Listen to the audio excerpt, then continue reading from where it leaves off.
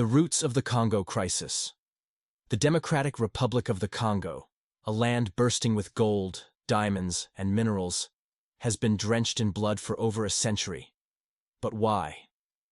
How did this resource-rich nation become a battleground for warlords, corrupt leaders, and foreign powers? This is the story the world doesn't want you to hear.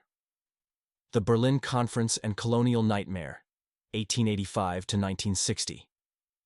In 1885, European powers sat around a table in Berlin and carved up Africa like a pie.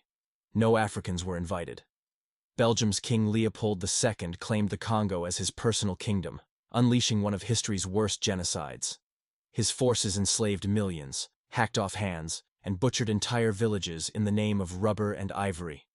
By the time the world noticed, 10 million Congolese were dead.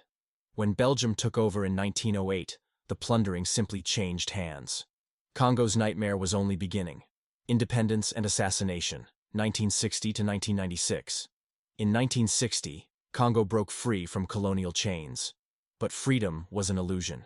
Visionary leader Patrice Lumumba demanded true independence, so the CIA and Belgium had him murdered. His replacement? Mobutu Sese Seko, a dictator who ruled for 32 years, backed by the West because he opposed communism. While his people suffered in poverty, Mobutu stole billions and lived in gold-plated luxury. By the 1990s, the people had had enough.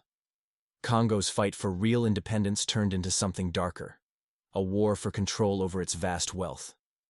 The Congo Wars, 1996 to 2003, Africa's World War. In 1996, Rwanda and Uganda invaded, using rebel leader Laurent Kabila as their puppet. Mobutu was overthrown, but the power struggle had just begun. Then came 1998, the Second Congo War. 9 African nations, 25 armed groups, and 5.4 million dead. The world looked away as Congo became the graveyard of Africa. Cities burned, child soldiers fought, and rape became a weapon of war. Even after the war ended in 2003, the violence never stopped. Why? Because war is profitable. The chaos that began with colonial exploitation had become a global business. Blood minerals and the global scam. Your smartphone is powered by blood. Congo holds 80% of the world's coltan, essential for phones, laptops, and electric cars. Who profits? Western corporations, greedy militias, and corrupt governments. Foreign-backed warlords control mineral-rich regions, enslaving children in deadly mines. Multinational tech companies buy these conflict minerals, pretending they don't know their origin. The world preaches human rights, but when it comes to Congo, silence. This isn't just a war for power. It's a war for the future, fought over resources that fuel the modern world. The human cost: 10 million lives destroyed since 1996. Over 10 million Congolese have been displaced. Villages wiped out. People forced into slavery or starvation. Rape isn't just a crime. It's a weapon, used to destroy bloodlines.